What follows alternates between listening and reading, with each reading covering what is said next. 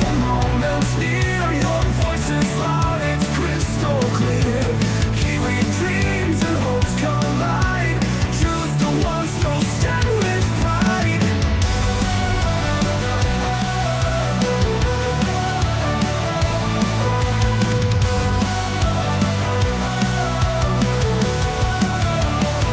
It's in the ballot where we belong.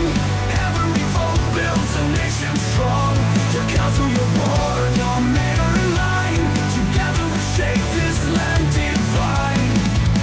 The future's written in your hand. The chance to guide and take a stand.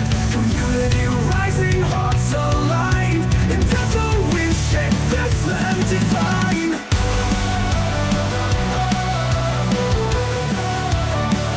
It's in the ballot we belong. Every vote builds a nation strong. Your council, your board, your mayor in line. Together we shape this land divine. There's a fortune in your hand, a chance to guide and take a stand. Community rising, hearts aligned. In this moment, powers redefined. It's in the ballot where we belong. Every vote builds a nation strong. Your council, your board, your mayor in line. Together we shape this land divine. It's in the ballot where we belong. Every vote builds a nation strong. Your council, your board, your mayor in line. Together we shape this land divine.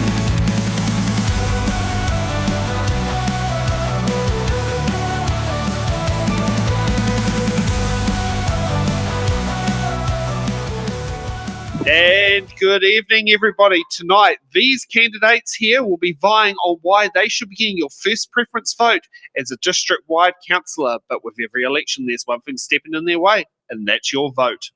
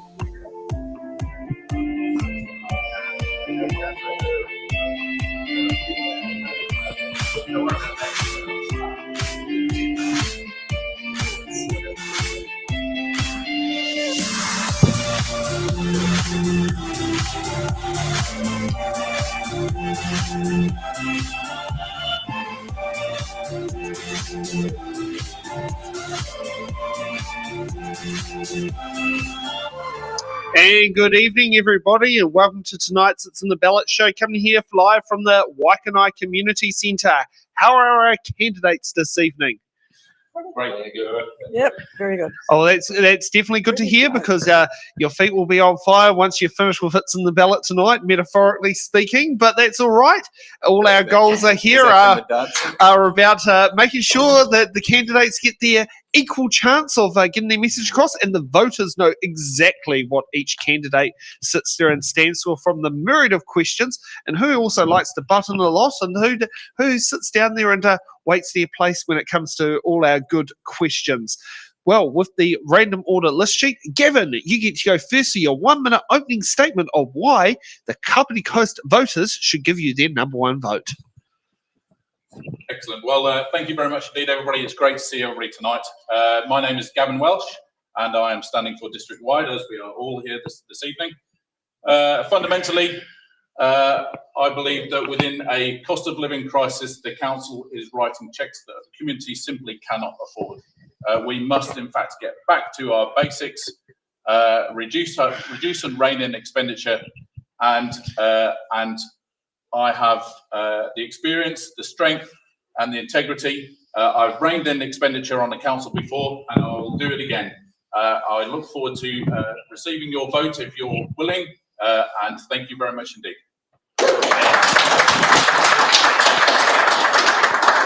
Even the audience are just as enthused on the clapping.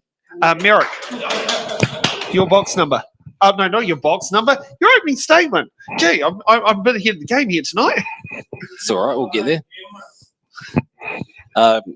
Good everybody, my name is Merrick Willis. I am a resident here in Kapiti, obviously. So the reason I've decided to run for the district-wide councillor position is based on my career to date. I've been working in the Serious Fraud Office, I've been investigating for central government, and I've been working towards working with a joint agency integrity and conduct forum for the majority of my time as a regulator. My history as an investigator working in child protection and other areas of law enforcement as well just put me in a position where I felt like I could make a difference. There have been a number of things that have popped up, and in my line of work, one red flag doesn't equate to bad business, but 2, 3, 4 start to build a pattern, and it's something that I'd like to address. Instead of being a keyboard warrior, I decided to stand up and say, hey, let's have a crack, see what happens.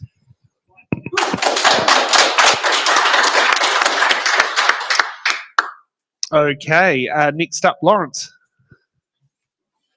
Kia ora koutou. Thank you for this opportunity tonight to speak at It's in the Ballot. My name is Lawrence. I'm the current Deputy Mayor of the Kapiti Coast District Council. I've been on this council for the last 3 years, got elected 3 years ago.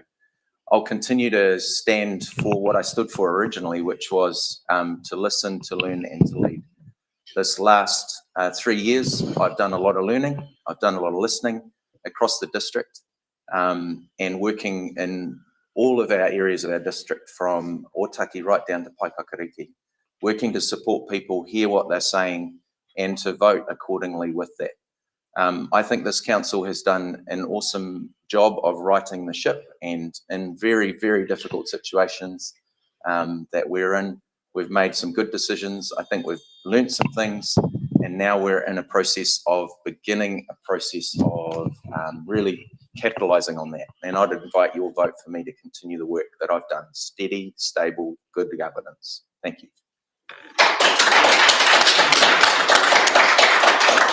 Okay, next up, Liz. Your opening statement. Yeah, thanks, Sam. So, look, I'm old enough that I should really be lying on a beach in Fiji rather than sitting here.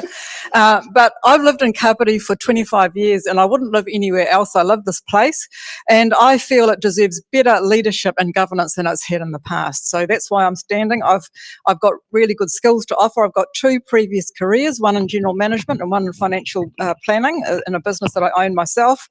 I've spent a lot of time in the community working with groups such as Rotary, Chamber of Commerce, KEDA, Nico Foundation. I'm a very strong leader. Once I make a good decision, I don't back down on it. And I'm a great financial manager. You know, we have lots of challenges ahead. We've got rates affordability to consider, as well as rising costs and too much council debt. And those 3 things are sometimes in conflict with each other. It's going to take some really good leadership and financial management skills to navigate our way through those issues. And I've got the range of skills needed to get on top of them. So please vote for me if you want to have a good financial manager around the table. We are sadly lacking people in financial management skills, and you should be asking every candidate, what skills do you have in financial management? Because that's the people we need for the next 3 years. Thank you. Okay, next up, Grant. Thank you for allowing me to be here. I'm Grant Bartlett. I've lived in Parabaru for the last 12 years. I've lived and worked throughout the district for a very long period. I'm a builder by trade. Had my own business. I'm 15 years in sales and marketing, 5 years as a stopping violence counsellor, 5 years in Rumataka prison as a drug counsellor. So I come from a somewhat different perspective. However, my key in being here is to lower council rates. I don't believe the long-term plan is viable. There are people hurting now. I want to support them. Thank you. And from our opening statements, Rob. Kia ora, ko Rob McCann aho. I'm asking for your votes for the mayoralty and for district-wide, which is why we're here today. Now, like everyone here, I stand for things and I stand against some things. And I stand for good decision-making that takes into consideration that it's your money. We need to make decisions in an open and honest and transparent way. What I don't stand for are the kind of decisions that lead to a CE being given a 50K pay rise after 1 year, or as we just found out in the media, $43,000 to go and get an overseas course from Harvard. I want to make sure that the council is delivering value for money for you. And anyone who knows me knows that I'm someone who gets things done. And I will make sure that I work as hard as humanly possible. So when you're looking to have a person help make decisions around the table, I just want you to remember one phrase: McCann can. Thank you. Okay, so now let's get time for the fun part of how we do the show, and it's called the box questions. Now, because I'm playing both Selwyn Tuggold and Tenaka Kabushi here tonight, you know, because we've got crew cuts, as in what you call lack of volunteers, or as some multinational corporates call it, budget cuts. You know, we've had to run very, very lean here at It's in the Ballot, and so including sometimes what you call it, lack of crew. But that's all right. We make things work. So we've got a sheet here with box numbers on it, and I've got a lovely chest here of questions, and we also have each candidate gets 2 button cards. So if they have if another candidate gets a question they want to answer on, they can use their button card to sit there and give the answer after the candidate has finished doing that. And if they get a question that they do not quite want to answer, they could defer it to one of their fellow candidates sitting here. So as we do, we use the random number generator from random.org/lists that bring out random different orders of going through that. And Lawrence, you get to pick the first box number between 1 and 28. You're so nice to me. I know. Can I take number 13? Of course you can. That's an unlucky number. It's my number. I play it in football. That's my number. Oh, that makes complete sense. Okay, we got C for Charlie. And do you support looking at alternative funding tools like targeted rates, partnerships, or user pays, or should rates remain the main lever? I definitely support exploring whatever options we can get to generate income other than rates. For me, rates put too much of a load on our community for the things that we need, and we need other mechanisms. So I'm open to looking at anything. I know we've already talked about that this triennium, about the need to generate other income beside rates. It's a constant conversation around how we get central government to increase the funding for some of the things that we need to do as a community that are essential basic services that our communities can't afford to continue paying for under rates. So absolutely looking for other options in regards to that. Okay, Grant, what box number would you like? Yeah. I had it. Well, the number? It's a random one. It's a random one. Call a number. Between 1 and 28. But it can't be 13. Oh, really? 6. Okay. So what's in box number 6? We got F for Foxtrot. What's your vision for youth facilities, libraries, and community hubs in Kapiti? It's a long time since I've been a youth, but I do have close involvement. My grandson goes to Paraparaumu College, and I'm aware of his interests and a lot of his friends' interests. I support the continuance of the facility down by Paraparaumu, by Packensave in Zeal. It's a great opportunity for children or young people to explore the things that they enjoy. But what I want to do most is to listen to young people. What do they want for our community? What are their hopes, their dreams are important to me as an adult. I think they should be important to all of us.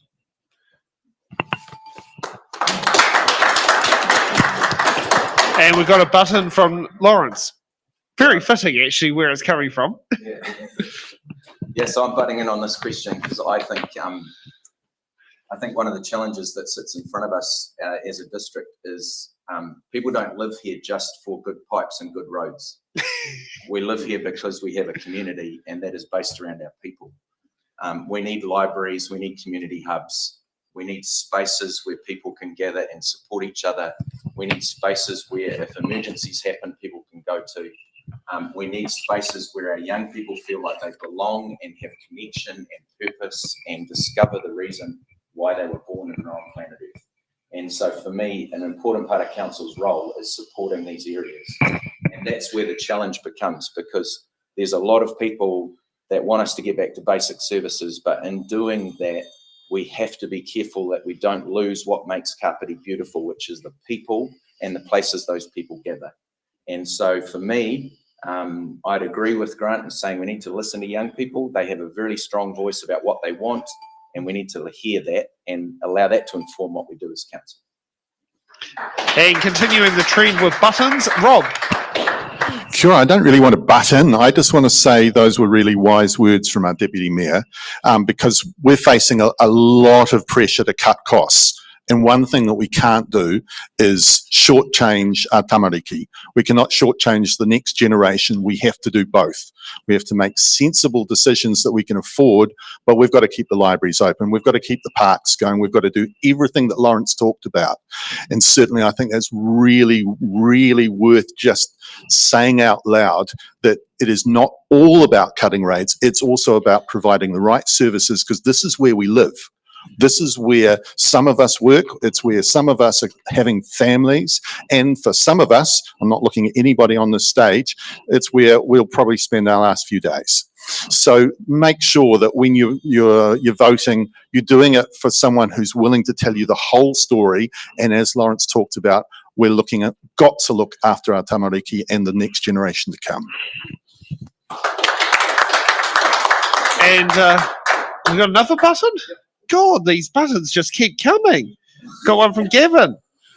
Okay, I think that, again, wise words from all speakers. I don't really disagree with any of the above, but what I would like to say is one of the aspects that we do need to do is provide solutions to our problems. And we have drastically underutilised college facilities, which infrastructure is already built. And we just simply do not partnership with our colleges enough.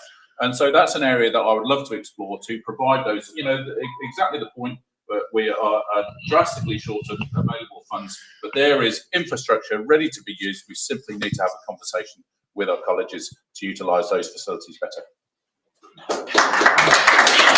Okay, Rob, what box number? Box number. Oh, how about 1? 1.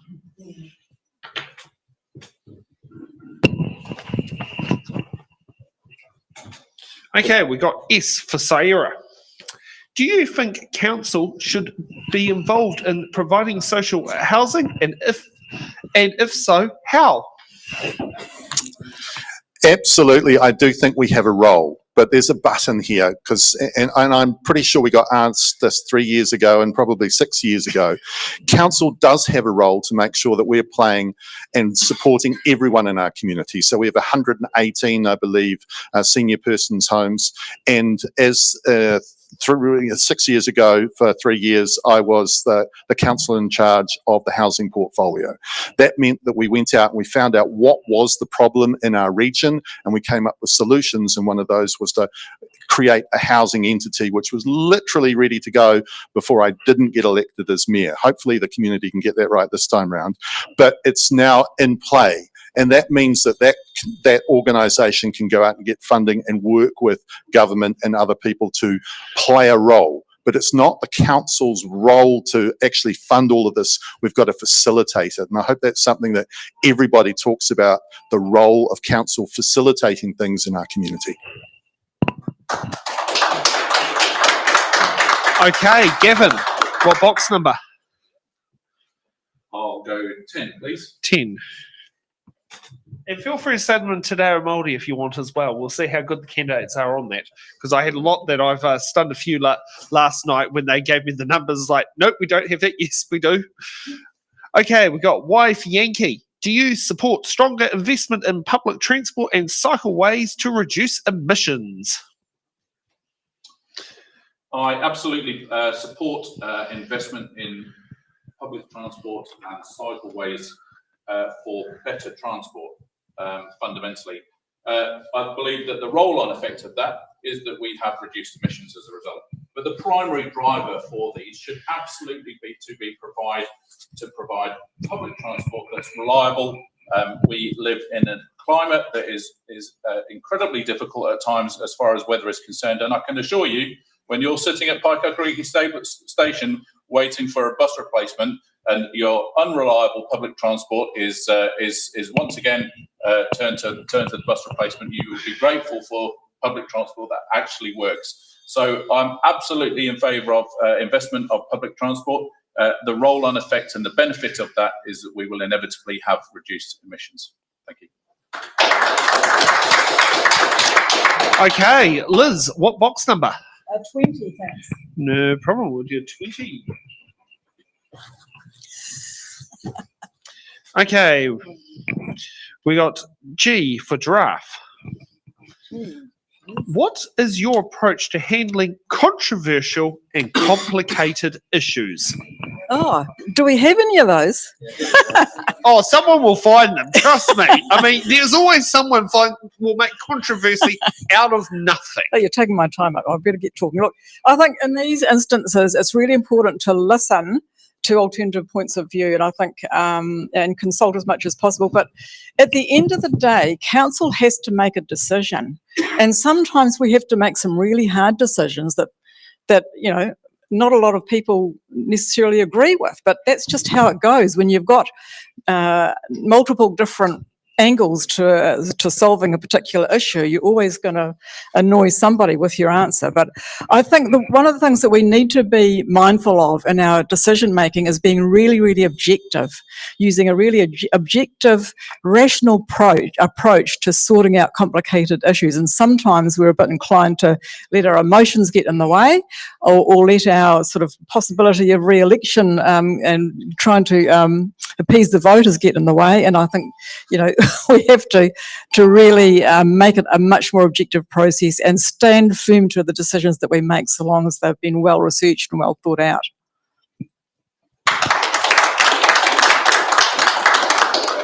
Okay, Merrick. Oh, we got a button from Grant. I'd be guided by my constituents and I would speak strongly on their behalf. Full stop. Okay, you want to do another button? You'd be using up your buttons there, Rob. You only get 2. Never mind. I think this though is really important, because so often we see council, when tough decisions come, go to let's do it in silence, let's exclude people from the debate, and that's just the wrong way to do it. I mean, you've got to take the community with you, whether it's good news or bad news. As Liz had suggested, you know, we have to make tough decisions, but make them out in the public. Make them so that the public understands the information that you're dealing with where possible, and then you can bring them along the decision. You know, the reality is when you're out there talking to people and you do it in a calm way, in a respectful way, where you don't shut people's opinions down and say, look, I don't agree with you and I'm not going to talk to you, that doesn't work. Listen to what people have to say, have a measured debate and come to a conclusion. And that's what our council needs to do much, much better, in my humble opinion. And you're doing a button or your question? Doing a button? So I just want to support what's been said up here already, but also disagree with a fair bit of it. You shouldn't be making decisions with re-election in mind. You shouldn't be making decisions in private. You should be transparent. It's a government entity. We need to be transparent and provide the community that we serve with the information that they're asking for. And to make a decision with that re-election in mind just throws into doubt everything that you're making a decision on throughout your term.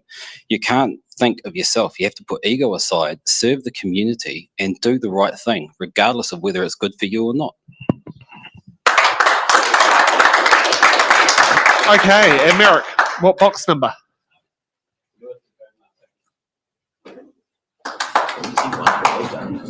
And for those wondering at home, it is what used to be the drinking age and the voting age in New Zealand of age 21. Okay, we got L for Lima. What part of the community or business sector does the council need to work more closely with? I'm going to defer because I do not know. I'm not in those circles. And which candidate would you like to defer it to? I get to choose. Yeah. And we can sarcastically say to the ones who didn't come here tonight, but preferably someone who's here. I'm going to go Lawrence because I remember his name.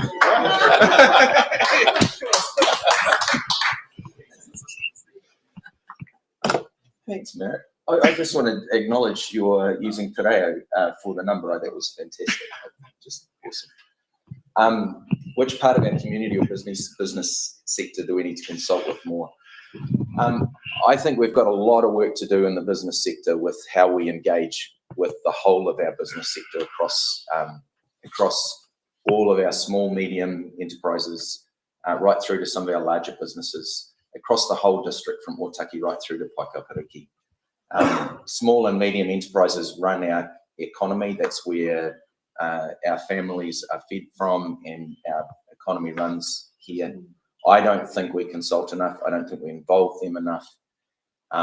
I think we sometimes as council make decisions that we think are best for our business sector and then come with those answers to the business sector and ask their opinion about it. I think it needs to turn around the other way, for the business sector to lead, for council to support, to facilitate, to encourage, and where necessary, to support with funding. But that has to be proven with a good business case. So that would be my answer to that question. Thanks, Mary. Nailed it. So 6 questions down. Let's get to another round of questions and let's see what the new order brings out. Grant, you get to go first. What box number? 12. 12.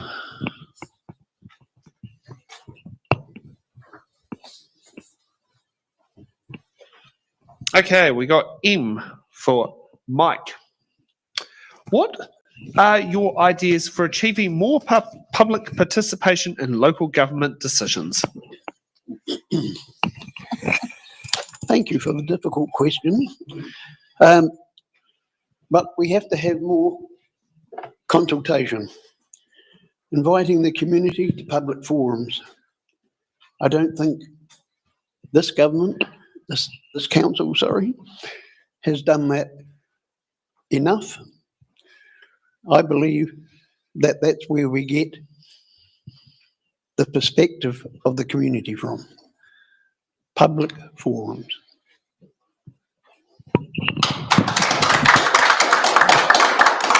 Okay, we've got a button from Lawrence. Yeah, I'll butt in on this one. For me, listening to our community is really important. And what I found over this last 3 years is we've tried to ramp up our consultation this triennium from what I've seen previously, particularly with councillors getting out into our community and engaging directly with people. But often I've been frustrated by the lack of attendance of people to those things. And so what I'm wanting to do this next triennium is to try and explore some different ways that aren't necessarily staff-led, but where councillors get out into spaces and are just present to listen and talk and be knowing that they're going to be in spaces at particular times for community to come and talk to. Because for me, this is a huge issue for us in this district. Engagement with our community is really hard because people are so busy and so engaged with their just running their everyday life. To even care about council is one step too far. And so somehow looking at how we can make that easier, I want to really explore that and look into that this training. Okay, and with traditional hearing buttons, the people who tend to button are always up next. Lawrence. Let me go with Rua Tacoma Ono. 26.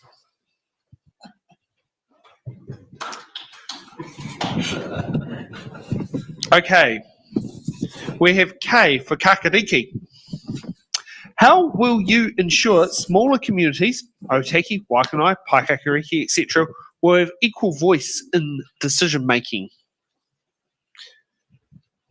Oh, I think I think this is one of my favourite questions actually, because so thanks for giving this one to me, Sam. I appreciate it. I think we've got to listen to our community boards more. I think we have done better at that this training. I think Mayor Janet has worked really hard to elevate community boards and bring particularly the community board chairs around the table of council more often than what has been in previous trainings, and tried to elevate their voice. And I think that's great. And I think we need to build on that. Community boards are very much on the coalface of their communities, particularly the smaller ones. And so to be able to listen to what they're saying, to hear their recommendations, to understand how that can influence our decision-making at a council table, I think is really important. And the other thing I'll say is just councillors getting out into those communities and talking to residents, being present in those spaces. I'll also mention ward councillors, of course, because they also represent. But community boards, I'll just champion them a bit. And Merrick, what box number?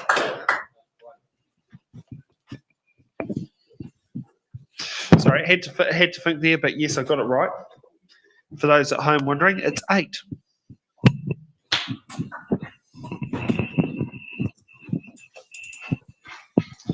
And we got O for Otahinga. What do you see as the biggest challenge facing your community? I think the biggest challenge facing the community is the current economic crisis and the squeeze put on everybody by projected rates rises, by insurances going up, by groceries going up. Everything's costing more and more and more, and wages aren't matching to be able to afford to live. We can't afford to live in a society that continues to go this way, and the rates projection of 115% in rise is the biggest challenge for our community.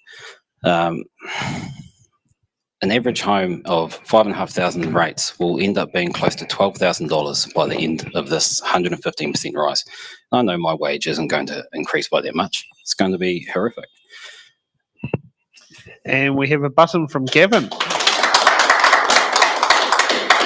Thank you. I totally agree that I think that the highest concern as it stands at the moment, talking to the people out on the street, without a shadow of a doubt, is rates affordability. The squeeze is absolutely there and it is real. And people are literally looking for any opportunity to see their budgets being able to take less pressure, more pressure off their budgets in order to literally survive. But what's also really critically important, and this is a high priority for our district, is we are growing. And we have got growing pains as it stands at the moment. There's been a really crucial word that's been used this evening amongst our candidates, and that's facilitate. We must facilitate, not create, but facilitate the provision of public services throughout our community. And it's public services out in our community that the people simply have not got regular and reliable access to ensure that they can get healthcare, reliable transport, reliable policing, all of our public services. We must facilitate a better connection between our community and our public services. And we have a button from Liz. Yeah, thank you. So as I spoke about in my introduction, we have three big issues. We cannot just talk about rates affordability on its own, because you know what is part of our outgoings is about $12 million a year in interest, which is $450 per ratepayer. Now, we have to deal with that because, you know, you're paying $450 just to live here before you get any other services from council. So somehow we've got to get the right balance between rates affordability, paying off our debt, and then the danger is if we cut our rates too much, we are interfering with the fantastic asset management program that we have that makes sure all our infrastructure is in top-notch order and is coping with that population growth that's been talked about. So we run a real risk of our infrastructure not being able to cope with growth and of our infrastructure degrading over time because we haven't maintained it or replaced it. So this is why it's a challenge. You've got these three things: rates affordability, debt reduction, and the future sustainability of our infrastructure that are in competition with each other. It's a complicated problem to solve. And it's going to need some real good, talking about and thinking about, and some real good decisions made to solve those issues. So I'm up for the challenge, and I'm hoping there'll be a few more people that are up for that challenge, because it's not going to be easy. The next 3 years is going to be a very challenging period in our history. And we've got a button from Grant. I agree with Liz. Challenging times. However, I believe the long-term plan is too ambitious. We do need to reduce our rates. It's hurting the ratepayers. One of the ways I think that can be alleviated somewhat is a levy on new building. We don't have to look far to see the new building that's going on in our communities.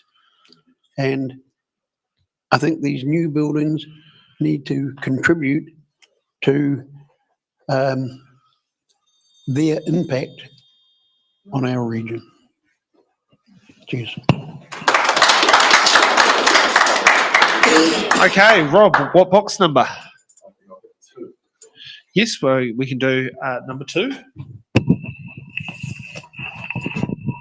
And we've got V for violin.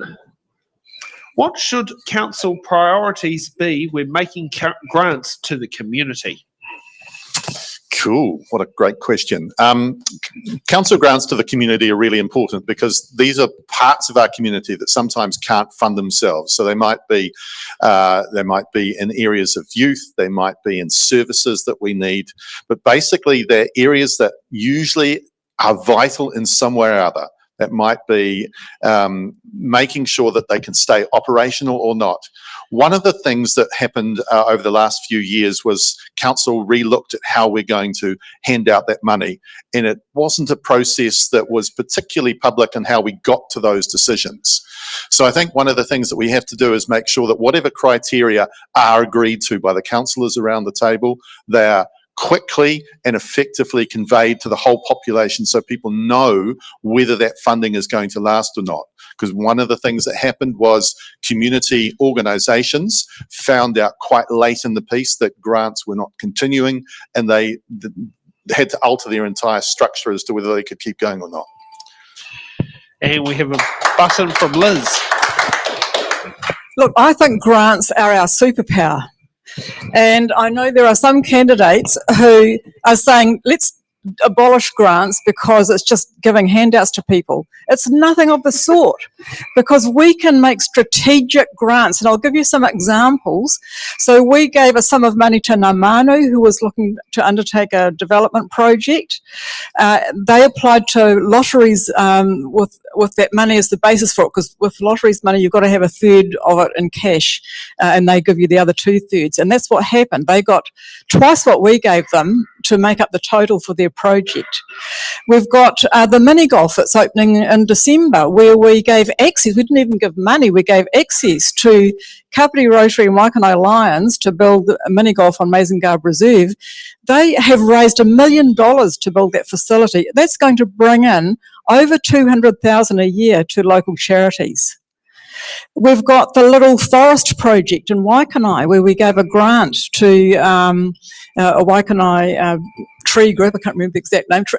Anyway, so we gave them, they built this beautiful little forest, a huge number of volunteer hours, and they topped it up with some other funding as well to create this beautiful little forest just by the expressway bridge there. So we can get huge leverage out of these grants if we do them strategically. We shouldn't be doing just handouts to keep organisations alive. We need to be doing strategic grants that enable people to multiply the value of what we give Just them. to say, you've used up a fair bit of your time. Oh. And, all good, all good. And I definitely know what you mean. We here at It's in the Ballot have not had the easy run on applying for grants. Our experience with many councils, not KCDC, is ghosting requests. So you put in a request for funding grants and you want to start the ball rolling and they don't get back to you. And I'd say at the moment of our three most cooperative councils is Manawatu District Council, Kapiti Coast District Council, and Bay of Plenty Regional Council has kind of been given out with the checkbook, but they have some rules, but as I say, it's interesting which councils are very easy to deal with when it gets to grants and which ones put so many roadblocks that I think I might have better luck getting a grant from work and income. And anyone who sits there and knows anything with work and income, the beneficiary is always wrong, even when the legislation says the beneficiary is right, and you keep saying they're wrong until the High Court judge rends you with contempt. Have you got a story you want to tell us? Oh, It just feels like you're It's waiting. a frequent thing I've done on wins in the past. As I sit there and say, I used to think the IRD was the worst government department in the country, but no, guess what? They're a saint in comparison. They know the law, and I'd rather get audited by the IRD any day. I would just like to say I support grants 100%, especially this grant. Oh, sorry. It's all right. Gavin, what box number, since we're back on track? I'll go, we've got number 3 still on. Yes, we do. Number 3. And remember, when getting your voting paper out, number 3 is a useful number to write down. Number 1. Yeah, oh yes, certainly. Just want to ask, I've already asked question D, haven't I? Nick? Have we done D? I don't know, I just have some reason for D for Delta. No, that question I definitely know has not come up in this show. Is your view on residential, commercial and industrial growth in the district? Okay, well, it's in many respects it's a great opportunity. The option of growing pie, in fact, actually does exactly what we talked about this evening, and that is, in fact, take pressure off our rating system by growing the footprint within our district. But it is really critical to ensure that we do it in a measured way that the community is comfortable with, and obviously with it working within legislation. But there is opportunity for us to facilitate, once again, that word again. To ensure that growth is appropriate for our district, beneficial to our district, and beneficial to our community. So I absolutely support industrial and residential growth within the bounds of our district plan. Okay, we got a button from Merrick. Yeah, I'll just agree with it, Gavin, but it's a double-edged sword again, because we want rates to go down, we want the squeeze to go down, but in order for that development to happen, we need to lead with infrastructure first. We can't just put new buildings, new businesses, new developments onto the land we have, because the system will fail. And then we'll spend more money on maintenance, more money fixing the problems that we already have now. We need to lead our growth with infrastructure so that we can put these developments, these houses, these businesses onto something that is going to work and stay for the long term. Okay, Liz, what box number? What haven't we had yet? Oh, there's the early Rua Tako's is still available. What? 20s. Oh, Rua. I have 28. Yeah, we can do 28. And that's Rua Tako Ma Waru, for those at home who are wondering. Okay, we got, what's it? W for Waikanae. We're not going to call it whiskey tonight, and we'll forget the phonetic alphabet for that one. How should council respond to coastal erosion and sea level rise, particularly for vulnerable communities along the coast? Is this the question that nobody else wanted? You can defer. Do you want to use your defer card? No, I'm happy to tackle it. Look, this is a very controversial topic, obviously, and we need to get the facts out to the community in terms of coastal erosion, and we need to make some sensible decisions about our district planning in response to that, to coastal erosion and sea level rise. I know there's been a lot of talk in the community about managed retreat. I can assure everybody there is no such thing on council's agenda, and that term should be abolished because it's just a complete myth that we're talking about managed retreat. So I think really it is about understanding the risks that we face as a community, and then taking the appropriate action in response to that. And that could range from a whole lot of things, through from district planning to, if necessary, doing some work with our sand dunes to protect our coastal areas, and it's very much a case of monitoring, I think, what the actual impact is, because there's a lot of supposition, a lot of modelling and theories about sea level rise, and I think the key to it is monitoring what's actually happening and responding accordingly.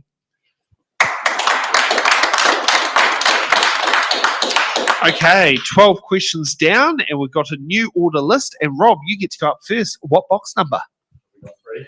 No, unfortunately not, but yes.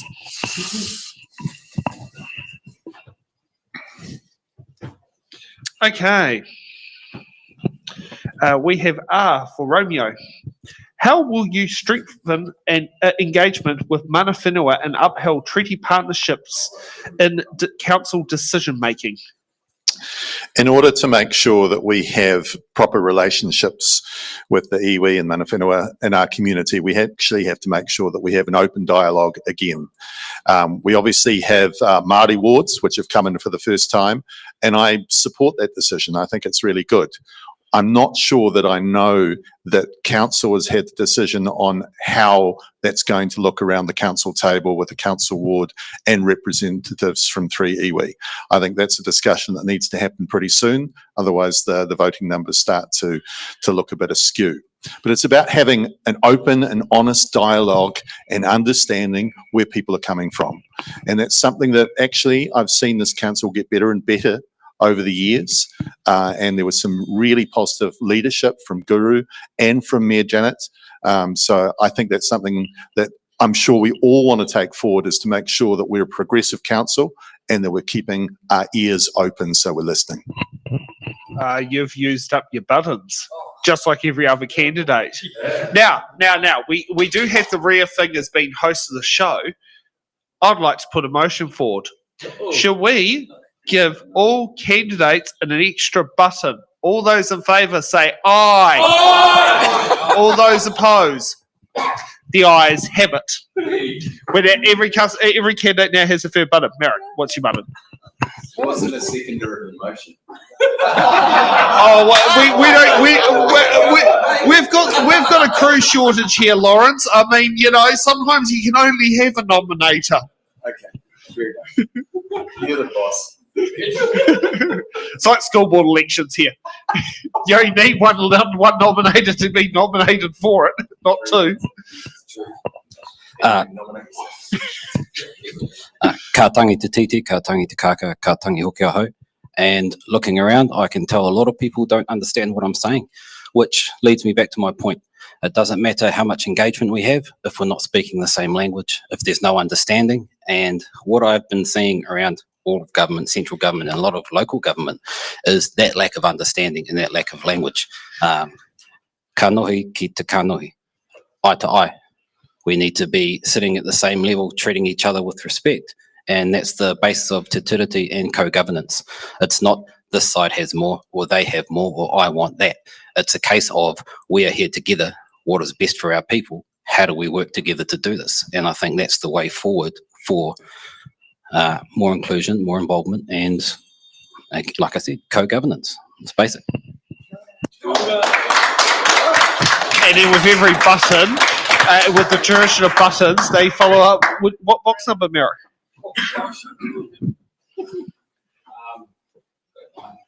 9. For those at home, it's Iwa. Very fitting for the community I'm in.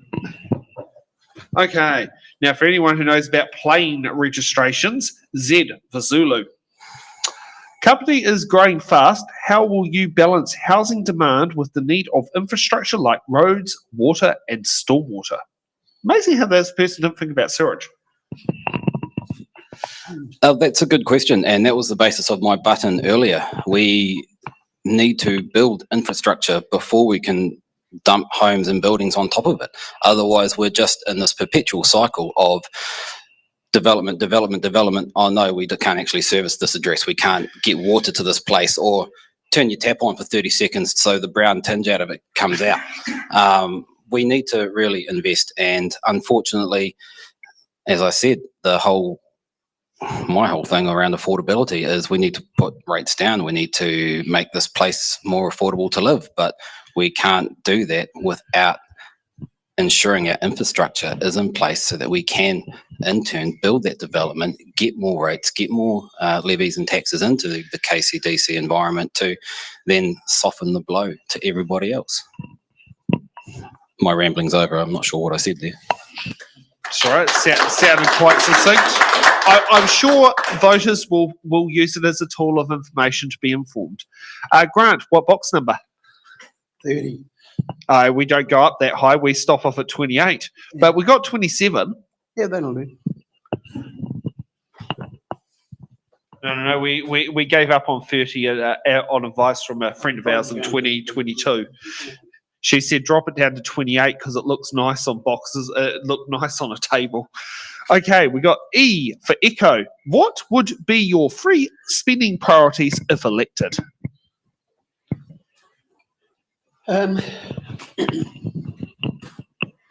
Well, summarised, I guess it would be infrastructure. Water in, stormwater, sewage, and community services. I know the current council is doing a lot already in that area, but as I mentioned before, there's a huge amount of building growth, and that's going to put more and more pressure on all of those services, and we need to keep pace, and that needs to be paid for. I've suggested a way of that happening. And also, as we've talked about in some of the other areas, community services, the transport,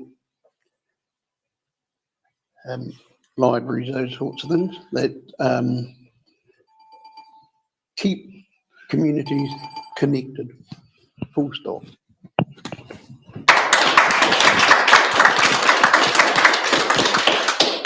Okay, Liz, what box number? 17. So good old 17. The age you can join the military.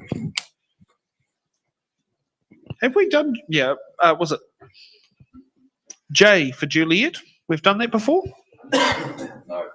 No, we haven't? Okay, sorry. This is what happens when you do so many shows. You think like, hey, wait a minute, I've done this card. Okay, what role should council play in supporting local businesses and tourism? Oh, this is my question. Yeah, here we go. The one you were going to button is someone else. Yeah, exactly. So, look, we've got a lot of house building going on in Kapiti, as we've been talking about, and I really believe that people should be able to work here as well as live here. So we absolutely have a job to do in terms of providing opportunities for employment, especially for our young people. We have to remember also that our businesses in here are not just small, they are micro. They're mum and dad ratepayer businesses, often sole traders, or maybe they employ 2 or 3 people. And they struggle to to grow and to promote themselves outside our district. And we have been doing a lot of work to bring them together in clusters and supporting them. So there's more we can do in that space to help them grow from micro businesses into small and medium businesses. And that just makes our whole economy that much more prosperous. It attracts people into our area, which brings more ratepayers. The other thing is that marketing Kapiti as a tourist destination, we need to do that with an umbrella approach for the whole district. Thank you. Okay, Gavin, what box number? Is it 6? No, but you can do 5 or 7. 5 is fine. Thank you. Okay, we've got AA as an alpha. With transmission gully complete, how should the council respond to increased development pressures along the highway corridor? I think it's in many respects we've actually already answered that question. The reality is that there inevitably, when you open up access to a district, inevitably there will be growth, and we're experiencing that as we speak. So it's really fundamentally making sure that our infrastructure is in place to cope with that growth. But again, I'll talk about the advocacy and the importance of ensuring, and this is a role that council absolutely can do, to ensure that our voices are heard as far as public services are concerned. Because it's all very well accommodating growth through infrastructure, and I definitely support that, but we also need to make sure that we advocate very strongly for those public services to be available to accommodate the growth before it's here rather than after, because at the moment we're playing very much the catch up. Thank you. Okay, Lawrence, what box number? Well, let's go 16. 16. On. Yes, the age we can all learn how to start driving now. Not back when probably many of us actually got our driver's licenses. Okay, we got you for uniform. How should Kapiti Coast District Council work with Regional Council to improve local transport? Awesome. This is Sam's just left. Penny's our current regional councillor. This is a challenge for us as a district, getting improved services in public transport, because we've got this tension of a very spread out district and a lack of population in some of those areas to make some of our public transport viable and feasible. So it requires quite a bit of money from regional council. I think one of the things that has happened a little bit better this term is the engagement with council staff and regional council staff around where the pressure points are in our district. I think there's a lot of work to do here, but it is really an operational thing. All that we can do as councillors is really advocate for and continue to push and highlight a need for more and improved public transport, particularly to areas like Otaki. Otaki continues to be the poor cousin of everywhere else in this district in regards to public transport. And it particularly affects our vulnerable communities, our young people, those with disabilities, getting to doctor's appointments either north into Horowhenua or down here to Otaki, to Kapiti. And we've got to sort that one. So, yep, continue advocacy. Now, we do have a slight dilemma here. We've got 4 minutes to our hard break. Do we continue on with another 6 questions from 6 candidates, or do we take the break now? I'll go with that and Is it going to be a 4-minute button? No. if I use Liz timing. I'm getting my money's worth. I withdraw and apologize. Thank you for me not having to go order. So, should we take a break, or should we sit down there and go for another 6 questions and stretch out to about 8:04? Let's take a break. Okay, let's take a break and let's join us back for hard-hitting questions.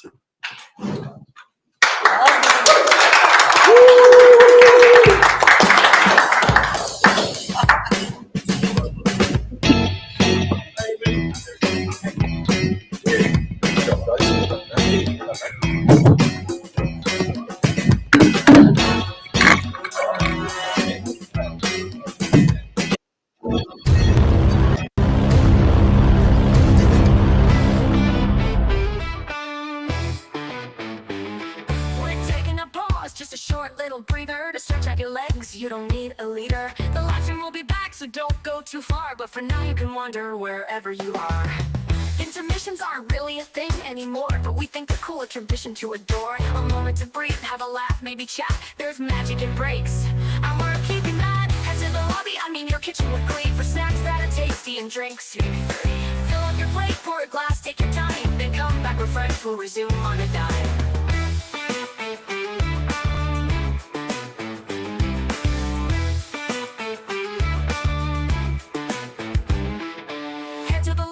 Your kitchen with glee, for snacks that are tasty and drinks. Maybe 3. Fill up your plate, pour a glass, take your time, then come back refreshed, we'll resume on a dime.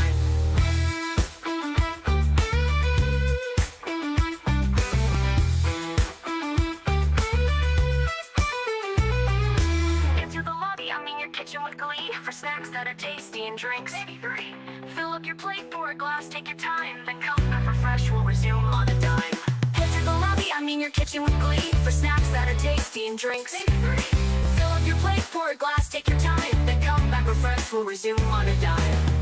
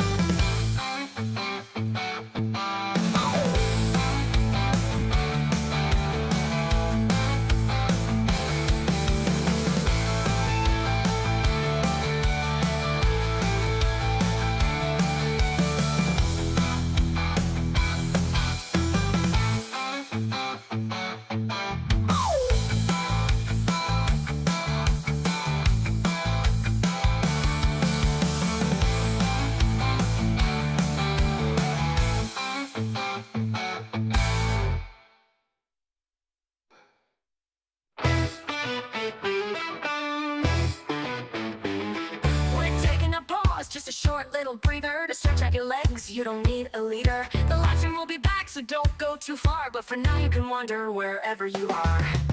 Intermissions aren't really a thing anymore, but we think they're cool, a tradition to adore. A moment to breathe, have a laugh, maybe chat. There's magic in breaks, and we're keeping that. Head to the lobby, I mean your kitchen with glee, for snacks that are tasty and drinks. Fill up your plate, pour a glass, take your time, then come back refreshed, we'll resume on a dime.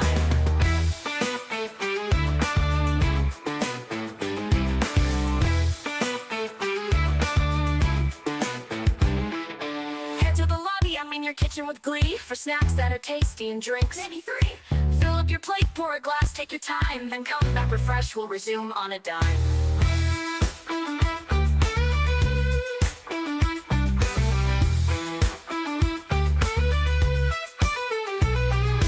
Get to the lobby, I mean your kitchen with glee, for snacks that are tasty and drinks. Maybe 3.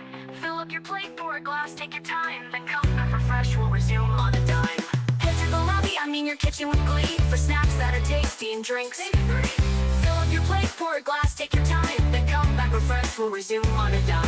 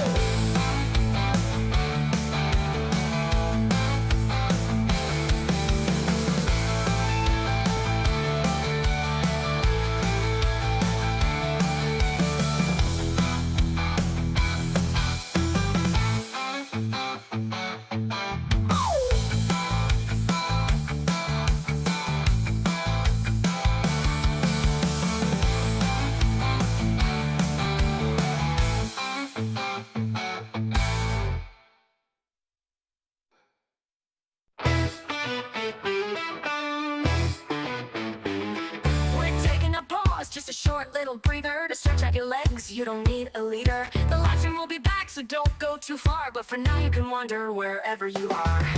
Intermissions aren't really a thing anymore, but we think they're cool, a tradition to adore. A moment to breathe, have a laugh, maybe chat. There's magic in breaks, and we're keeping that. Head to the lobby, I I mean your kitchen with glee for snacks that are tasty and drinks. Fill up your plate, pour a glass, take your time, then come back refreshed, we'll resume on a dime.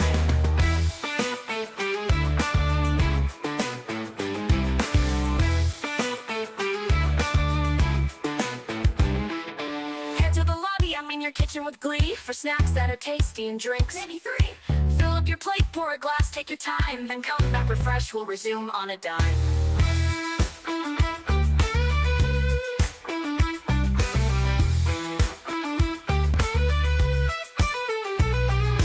Into the lobby, I mean your kitchen with glee for snacks that are tasty and drinks. Maybe 3. Fill up your plate, pour a glass, take your time, then come back refreshed, we'll resume on a dime. Head to the lobby, I mean your kitchen with glee for snacks that are tasty and drinks. Maybe 3. Fill up your plate, pour a glass, take your time, then come back refreshed, we'll resume on a dime.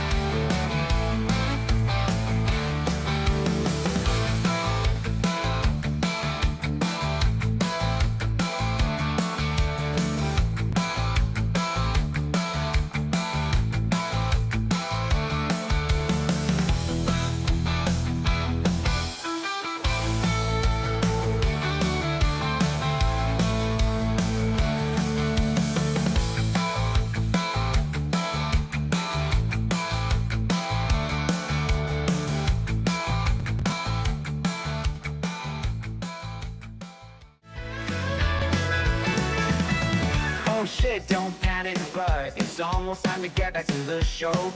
The candidates have stretched their legs, been partying, taking a break. There's still hard-hitting questions, closing statements and stuff you wanna know. So grab those snacks for the answers and prep for decisions you need to make. Oh, oh, oh, oh, oh, oh, oh, oh. The candidates have stretched their leg. The candidates have stretched their legs, been partying, taking a break. Oh, oh, oh, oh, oh, oh, oh. There's still hard-hitting questions, closing statements and stuff you wanna know. So grab the snack you wanna know. So grab those snacks, here the answers and prep for decisions you need to make. Oh, oh, oh.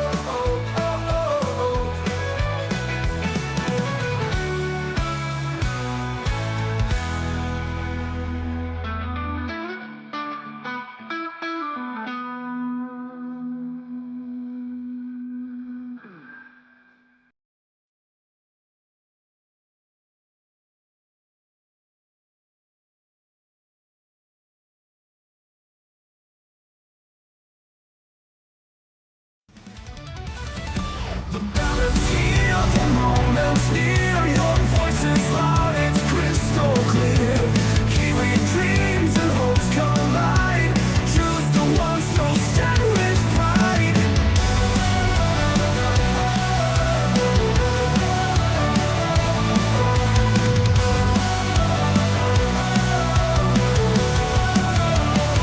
It's in the ballot where we belong. Every vote builds a nation strong. Your council, your ward, your mayor in line. Together we shape this land divine. The future's written in your hand. The chance to guide and take a stand. Community rising, hearts aligned. In together we shape this land divine.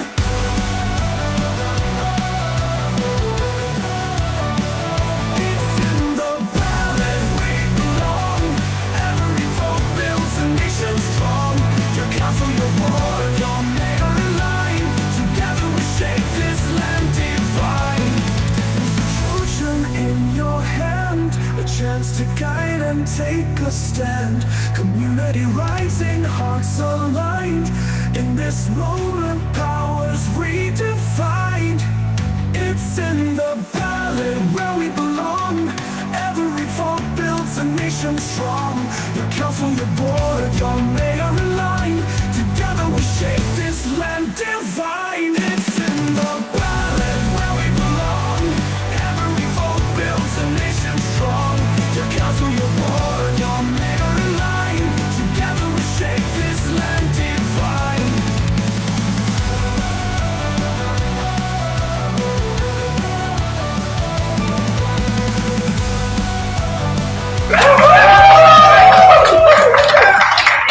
And welcome back to It's in the Ballot. Now let's get ready for our hard-hitting questions. Now, sorry, we haven't got a lovely video tonight. It's not playing. But hey, that's all good. We'll get to the hard-hitting questions. Let's roll on with hard-hitting question number 1. In 2020, the Waitangi Tribunal found the Crown had committed systematic breaches that led to over half of the Karerera Urupa cemetery block at Waikanae Beach being built over with housing and the local iwi losing ownership. What will you do to ensure such breaches are never repeated with new builds and developments on the Kapiti coast? And we've got a new order. And Rob, you get to go off first. Kia ora. I think in this one, we need to make, in this Urupa situation, we need to make sure that everyone understands what's occurred in the past. And that means making sure that we've got a history right, that we understand what's under the ground, and that we have iwi and Māori round the table so that we have some of that knowledge, which is not written, which is just verbal. And we've got to make sure that people understand our treaty obligations around the table. And look, sometimes you have to give kudos to the council, and I think that this is quite a progressive council. I think it's been making fairly good decisions and trying to make sure that we keep on top of these kind of issues. This was a bit of a disaster, and we need to make sure it's never repeated again. Okay, Grant. I agree with Mr. McCann. Yes, a tragedy really. Should never have happened. Let's make sure it doesn't happen again.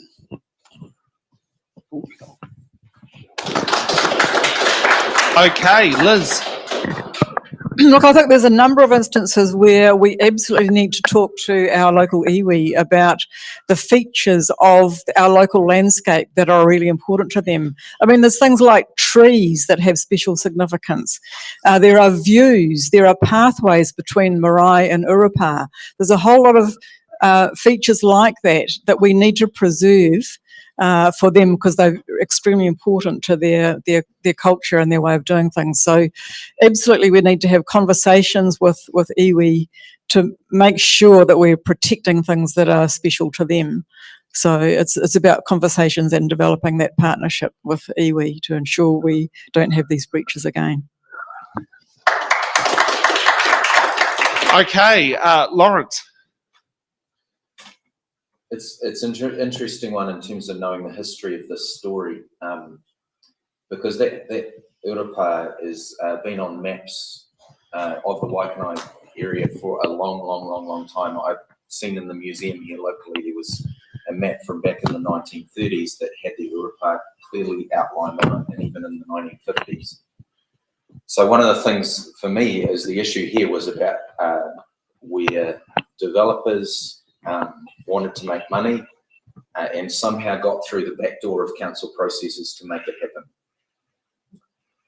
Today, fortunately, we've worked with local iwi over a number of years, and they have identified all of their waiho tapu, their important spaces and places, and we are putting legislation around that and protections around that in our district plan to ensure this kind of thing never happens again. But it requires governance to support the legislation to make sure that those are protected and no back doors are opened by paying money, by profit, by whatever else, because this is important parts of our history we need to protect. Okay, Gavin. I think I'd have to agree with everybody. I mean, that mostly it's been said, but what's really critically important to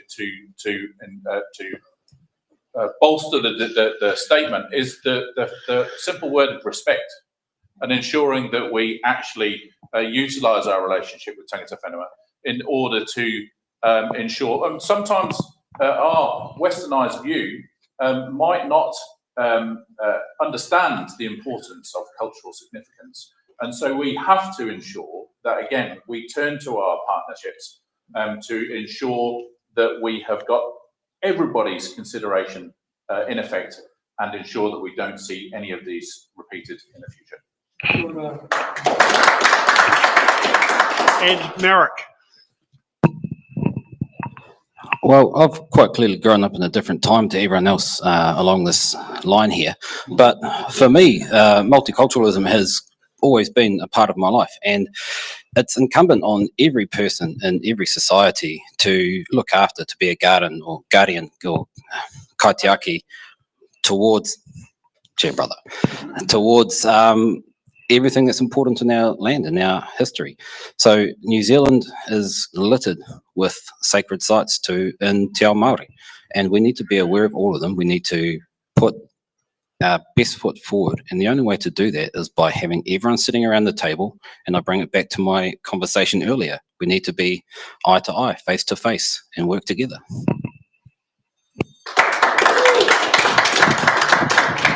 Okay, let's get on to hard-hitting question number 2.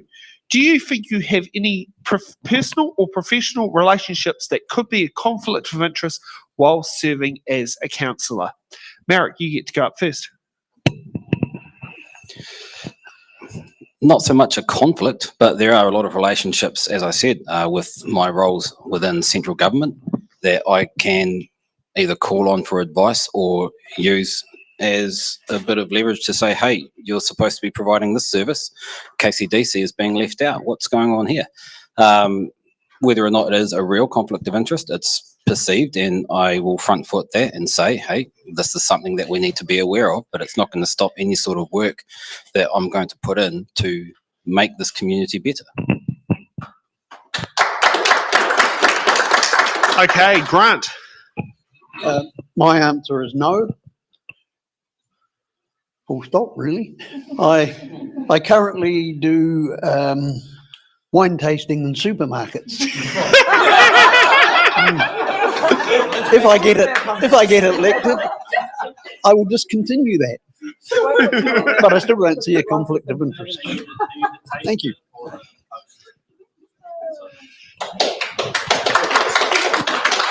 I like that being the most conflict of interest one, being tasting the wine at the supermarket. Okay, Rob. Kia ora. The answer is no, and yeah, I'm not employed as a wine taster in the supermarkets, and I still don't taste the wine in the supermarkets. I've got no conflicts of interest, and some people will know that I'm a big Taylor Swift fan, and I promise not to bring that into the council chamber either. Or I will bring it into the council chamber because clearly there are some fans.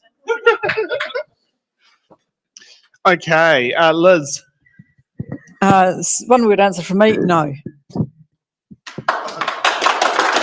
Gee, we can't even get the camera on you. Gavin. I'll wait for the camera. Yeah. I'll wait. Yeah, we've got to train Henry up.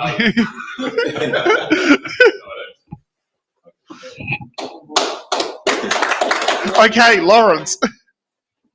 Well, I'll change this tone and say yes. There are potentials, relationships. I'm chair of a community trust called Kapiti Impact Trust, and we have a community hub in Parapara-Umu. We work a lot across the community and social sector, and we receive funding from council for some of the work we do across the sector. And I'm the chair of that trust, so that is a potential conflict of interest. And I have made sure that that is clearly declared, and almost every time there's anything to do with something that might even remotely come close to the work that Kapiti Impact Trust does, it is declared to all of the people in that meeting as well. So, so yes, there is a potential, but we manage that and mitigate that really well. So.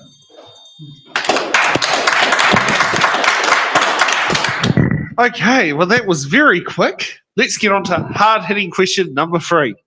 What's your position on retaining the Kapiti Coast District Māori Ward for Kapiti Coast District Council and the Upoko I O Te Iki a Māori constituency for Greater Wellington Regional Council, and why do you hold that position? And Rob, you get to go first. I hope this rating system continues when we get to voting. It's going well so far. Representation shouldn't just be symbolic, and that's why I think having these Māori ward seats is a fantastic thing. One of the great things I found when I was going out putting out signs was the number of candidates who are standing, and I got to meet them, and it's good to see them putting up their own signs like me. But it's real. It means that real people in our Māori community are having the discussions in their community about wanting to stand up and represent their people. And I think that's a fabulous thing, and long may that continue. So I'm really opposed to what the government has done in making sure that there is a referendum. I think the referendum was around the council table. The council decided and made a progressive decision, and good on them. Liz. Right. Look, I support having a Maori ward. Democracy does not work for minority groups, especially when they have a low participation rate in the local elections. And I think a lot of Maori think, they feel disengaged from the whole electoral process because they feel like they can't make a difference. So we have to make allowance for that. I have seen racial discrimination at first hand because I was married to a Chinese person for 20 years who always struggled to get a job, because if he was lined up against a whole lot of New Zealand born European people, he was always last on the priority list for who to employ. So you can't tell me there is no racial discrimination in New Zealand. We vote for people that look like us and sound like us and have the same values as us. And for Maori, because they don't participate in voting, they don't put themselves up for election because they feel like it's a waste of time. It doesn't, it's not their thing. They're not going to ever have a great deal of success in having candidates unless we make special provision for them. Okay, Grant. Yes, I'm not quite in the same boat. I don't hold a set position. It's not about me. It's about my constituents. I will do whatever they want me to do.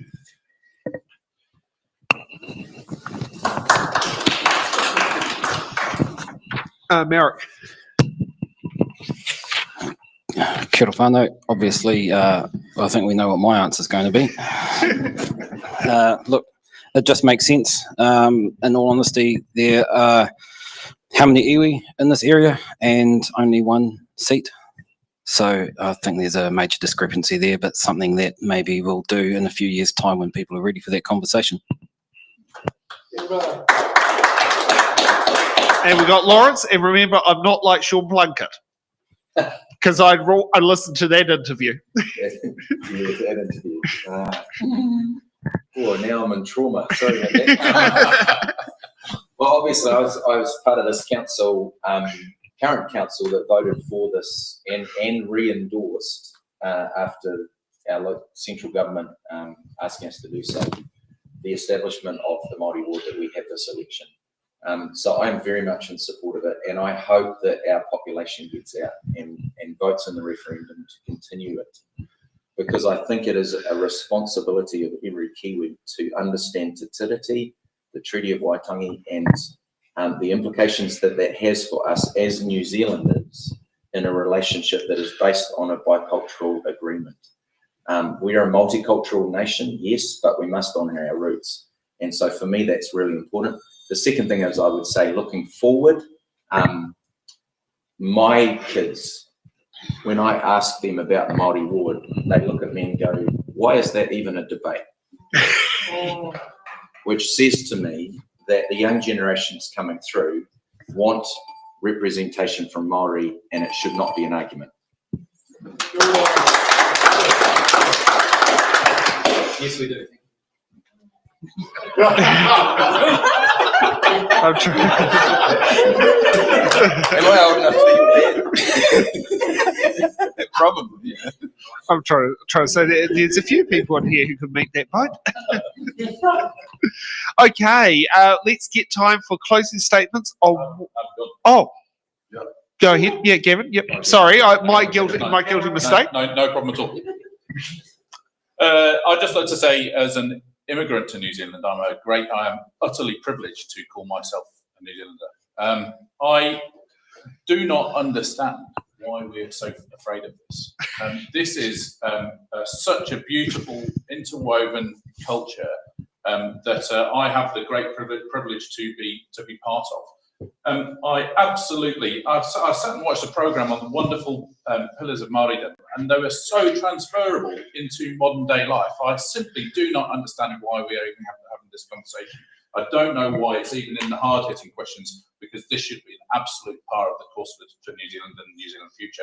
And I absolutely 100% believe that in order to go forward as a nation, it is far better to build bridges than to destroy them. So I'm absolutely in favour of Māori wards. I hope they continue, and I hope that our people vote with good conscience and a good partnership between us. Before we get to closing statements, here's an interesting one of local knowledge with, was it our local Māori? In World War II, the Americans were introduced to hangis. Never had them before, skeptical of the food coming out of the ground, but guess who kept going for seconds? So, yeah, I've heard a couple of World War II stories of Americans being introduced to hangis, and they absolutely loved it. Yeah. Okay, let's get time for closing statements. Liz, you get to go first. Why the Kapiti Coast Post? Yeah, ladies I first. know. Random order list sheet doesn't always sit there and do that. Hey, look, we're in pretty challenging times. I've mentioned several times we've got three big issues to confront, which are rates affordability, rising council costs, and high council debt. We need to make sure we are financially sustainable going forward. So my slogan for this election is let's work together. We cannot solve these issues alone. The community and council have to work together. At the moment, it feels like we're at loggerheads. Somehow we've got to close that gap, and that's about our council communicating much more clearly and simply with our communities, helping them to understand the pressures that we're under. It's about us listening to the community as well. So we need much stronger engagement. We need to make it a lot easier for people to let us know what they think. That's a lot more engagement, a lot more transparency. At the moment, I think people have no idea of where their rates money goes, what it's spent on, and we need to fix that. So let's work together to solve the big issues that our council is facing. Okay, Lawrence. So for me, this training I've actually really loved my job as Deputy Mayor, which I didn't expect to love it quite as much as I have. So I'm really looking forward to the opportunity to stand again to serve this community. I've worked really hard over this triennium to listen, to learn and to lead. I voted according to what I felt I've listened, and in some cases voted differently to what I personally would have done, but after listening to my community, have chosen to do that. And so I'll promise to continue to do that. Affordability is a massive issue for us. We blew past our rates affordability measure that we've used for a period of time. We blew past that in this training, the 5% that was set up by the Shand report. I want us to get back to that 5% rates affordability. That's my goal. I'm not going to promise we're going to reduce rates immediately, but I want us to get back to that affordability ratio of 5% of household income. And I'll commit to doing that amongst all the work that I'm already committed to doing, which is supporting our community. So I hope you'll vote for me, number one, coming up, Lawrence Kirby. Thanks. Next up, Grant. Thank you. I'm not particularly happy with the current council's performance. That's part of the reason I'm standing. I'm not all ears, but I do listen. I want to hear from the people of the region. Let me know where we should be going. Vote Bartlett.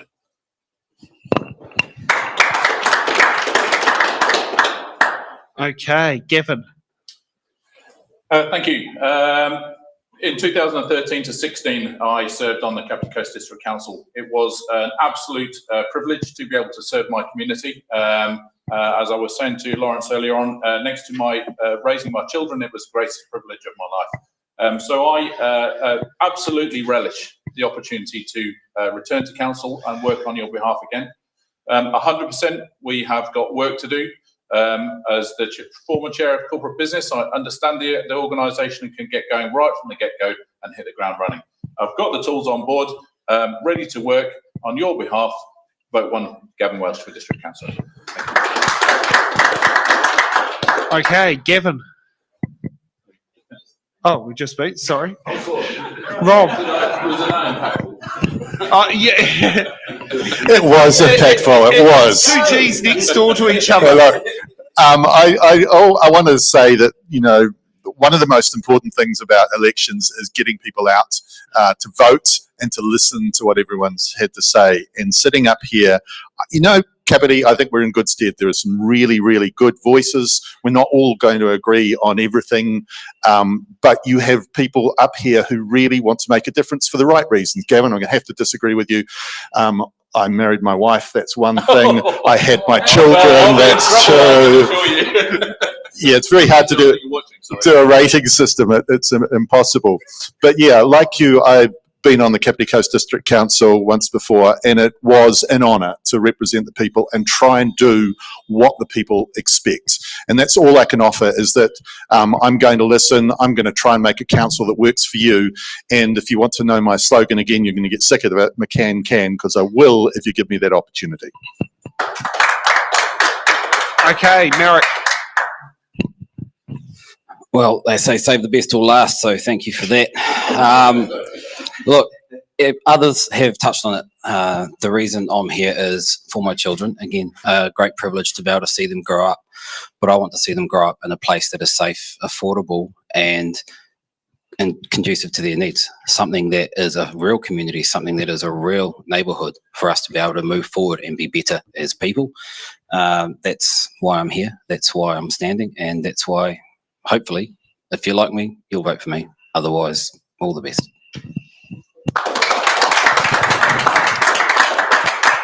Okay, and for some general voting housekeeping, I'll call this one. When it comes to selection for voting, you as the voter will be using the voting system single transferable vote. So you'll be ranking your candidates in the preference of who you want them to be there, from who you want the most to who you want the least, or if you don't want them at all, you leave them off.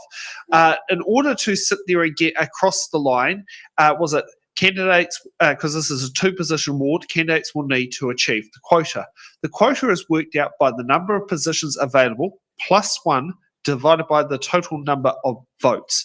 So in order for a candidate to achieve the quota, they have to achieve about 34% of the first preference and redistributed votes.